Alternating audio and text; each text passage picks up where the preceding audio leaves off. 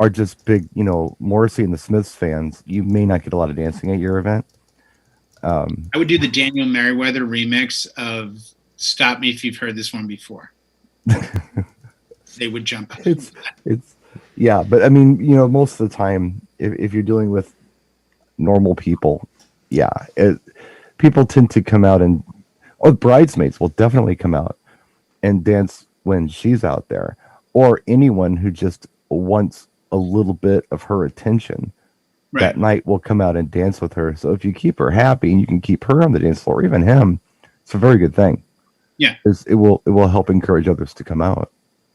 And that's in my last 2 weddings, the grooms have danced an inordinate amount of time versus I'm looking off to the right at the barn or the left, and there's the bride, and I look out and there's the groom. And my wedding Saturday, the groom is a police officer, and so we're like 3/4 of the guests. Mm-hmm. And the bride works for the LA coroner's office as an investigator. So the other quarter were her people.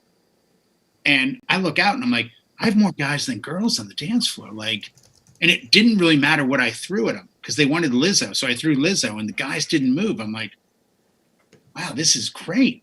But you're right. That's nobody's. I mean, you've gone to weddings, Brian. Have you ever in your life gone to a wedding and thought, oh man, I can't wait for tonight? Why? What's going on, Brian? I'm going to a wedding. I can't wait to dance. I don't really think anyone's ever thought that. I've never thought it. I don't think was a kid. So it becomes icing on the cake of, yeah, I got to go to this wedding. It's my friend, a coworker, blah, blah, blah. And I think there are folks who like to go to weddings and dance, though. Well, yeah, but they danced and had fun. But it's not because we made them. It's because it all just seemed to work out. And I think that's how the endings need to go a little bit. You kind of want to put a bow on that, at least for me. I want to put a bow on that package and be like, here you go. You started here. I was playing, vitamin strings, and then we had a ceremony and a cocktail and a dinner and then dancing. And then I ended with a couple close together, holding each other, dancing, and you made a circle or did whatever. But you understood the point of your attendance was right. Yeah. Wasn't about your meal and your thing. Yeah. Yeah. It's not about me. I'm important in the schematics, but I'm not there for me. I'm there for the client. And I'm there to give them what I know as a professional to make them get through this with the most ease and the best party. Yeah, you're back in support for the client, essentially. Yeah, no, you are. So, no. Believe it, this will sound as a shock, but you can ask people that have attended weddings. I'm literally I'm just playing. I'm talk as little as possible at a wedding. Brian is telling you you're repeating yourself, I think, in the comment section. Already? Jay keeps saying the same thing over and over again. He didn't say that, but I'm reading between the lines here. Brian K is calling you out, Jay. Oh, I'm driving the point home. With a frowny face. Oh, damn it. All right, Brian. Wow. Maybe that's not what he's saying. I don't know, but that's what it looks like he's saying. You know how Brian is. He's the guy who says something when there's something to say. We're on air 32 minutes and we're getting frowny. Okay, fine. You guys talk. I'll just sit here. And we had, sorry about I don't know what happened. YouTube just literally hiccuped and we lost. Oh, is that what it is? We lost the first video. I was watching Ben Stowe a second ago and I didn't want to say anything, but I'm like, yeah, why am I not on air? Yeah, it bounced. So we have a new player that's up and people are finding. That's what you mean by repeating. But yet the the Facebook thing, it seems that the Facebook continued right on through. Wow, Brian K grew some oysters there. Holy crap. Wow. Henshaw throwing down. It's doing it again. Ask Ben Stowe anything Tuesday night.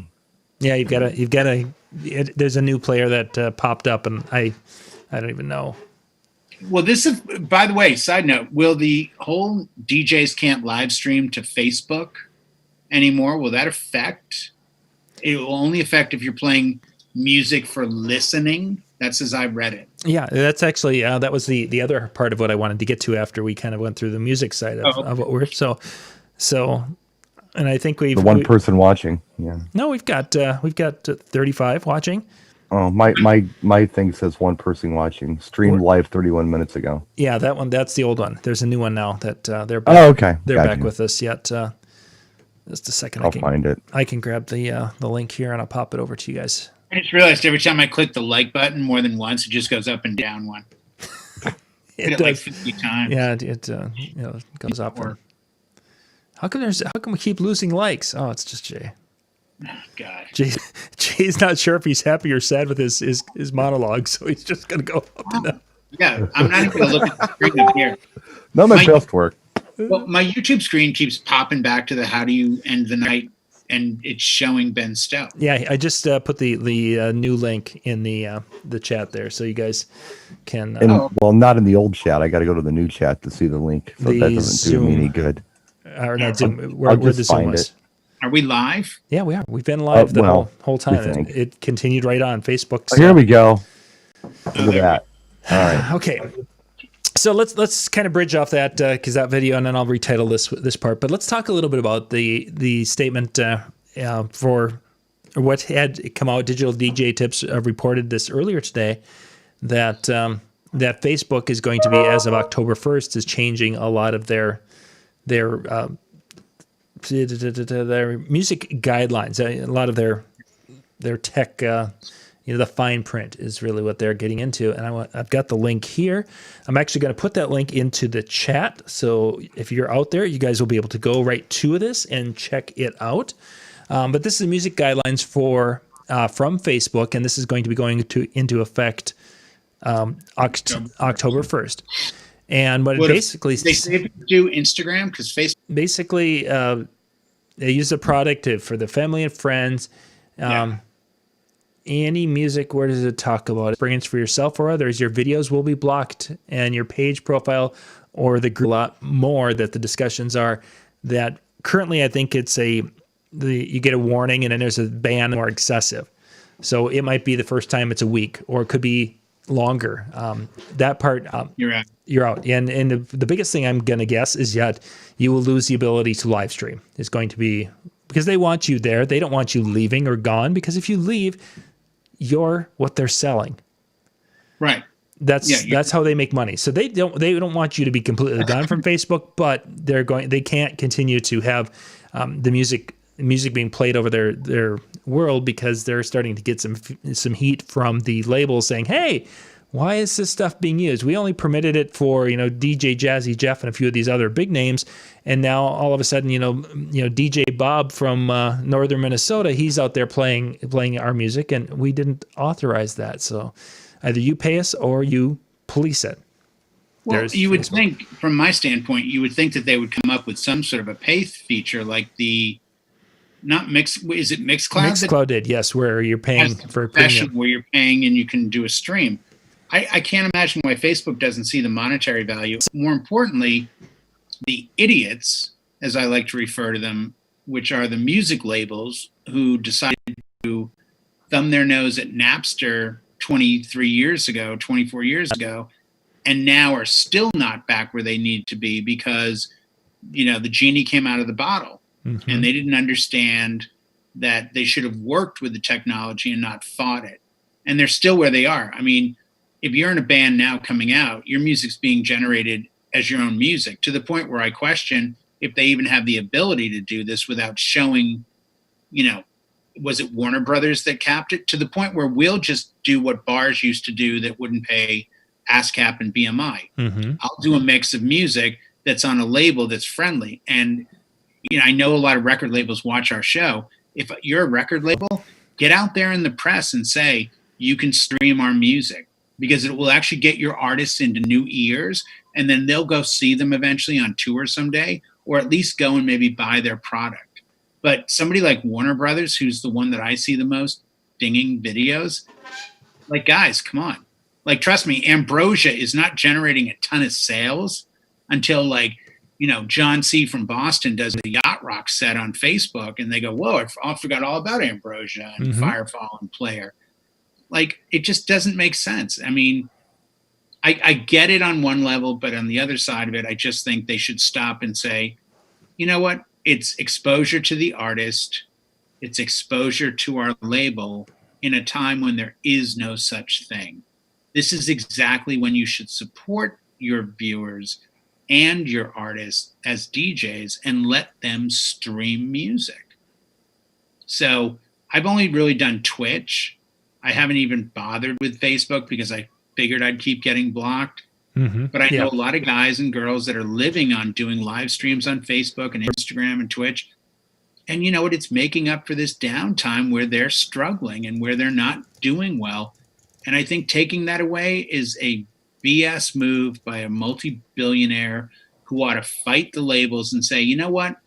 Here's a check. Here's 50 million distributed amongst the artists. We're going to let people survive this pandemic by being able to practice their art.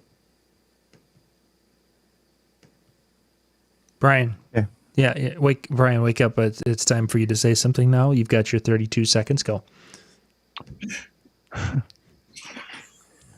I'm not sure what's going on with Facebook. It's like, I'm watching myself even do this, and I'm like, Brian's never going to have an opening. You're like, what the? It doesn't matter. I don't really have much to say. I go, well, if Prince were alive. Speaking of, so it's interesting with the whole streaming thing. Prince was very against it, and you couldn't buy his stuff. You couldn't put it on YouTube; it would get blocked, or he just didn't believe in it.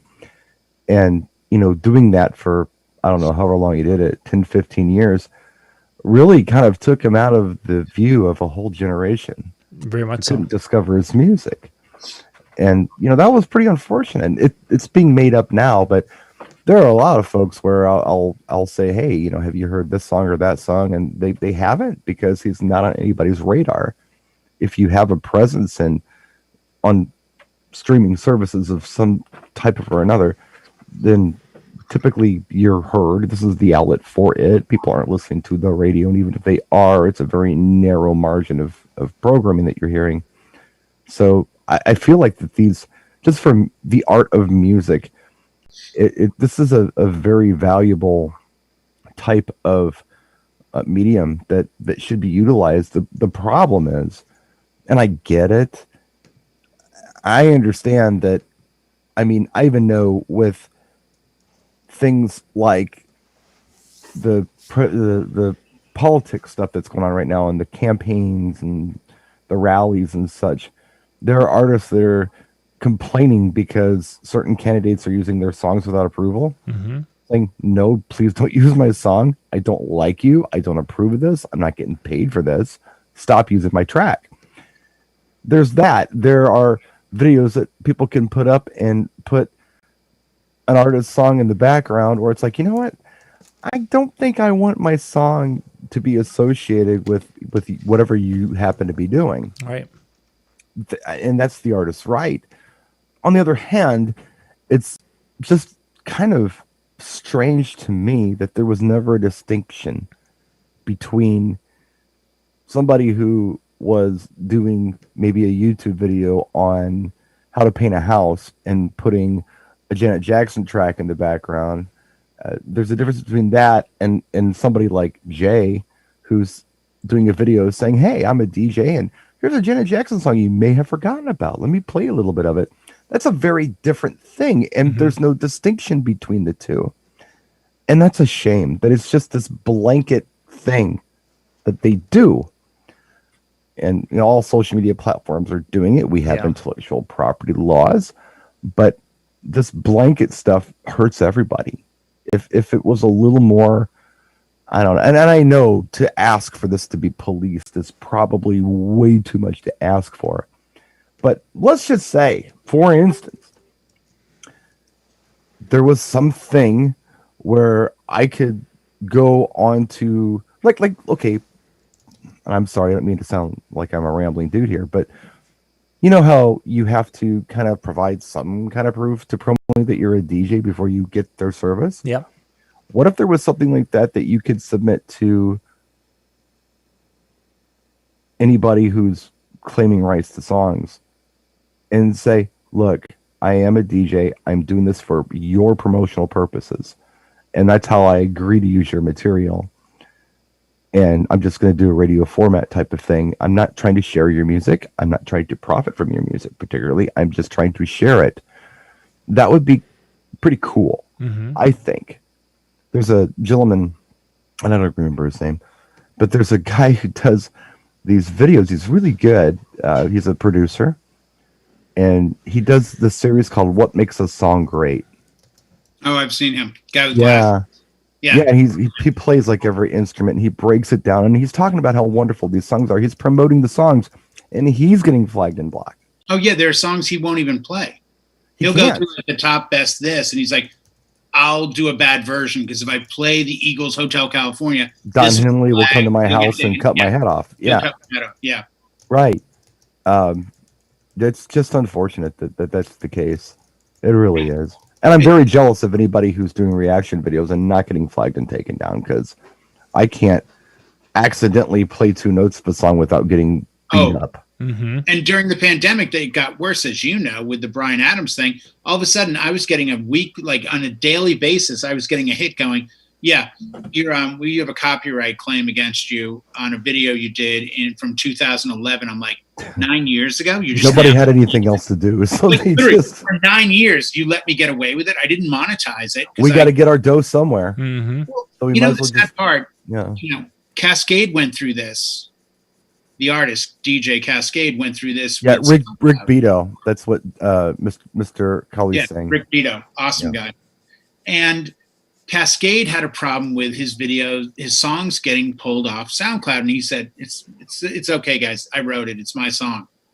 And he wrote a big op-ed letter to SoundCloud, and they came back very succinctly and very easily and said, "You know what, Cascade? We're fans. We've seen you.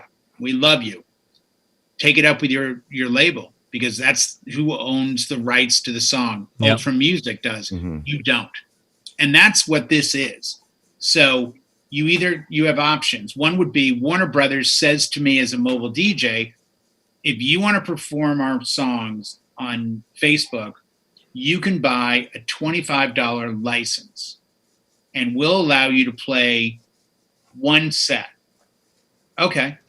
Or you can figure out some way to not pay them and get around them, but it comes down to them.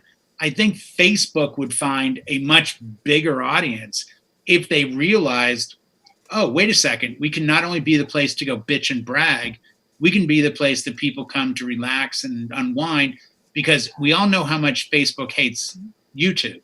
Well, can I admit something? Why not do publicly? that? I don't miss going onto my news feed. I don't miss 78,000 DJs live streaming at once, competing for your attention. I don't miss it. It was a little much. But having said that, I feel like that, ideally it would be really nice if there was a way to differentiate a DJ from everybody else when it comes to this stuff. See, Brian, and I always thought to myself, if I was going to watch a live stream, I would want to watch a DJ, say, performing from their driveway in, say, Temecula, California, playing. Exactly. That would be quality. Exactly. Tracks. Even if they played the wrong versions of songs and it pissed you off sometimes. That would happen, yes. Yes, that would. Should have gotten Carl Stress to sponsor me, because I always had that growler. I don't know why I didn't think of that. I mean, it's, you know what? I get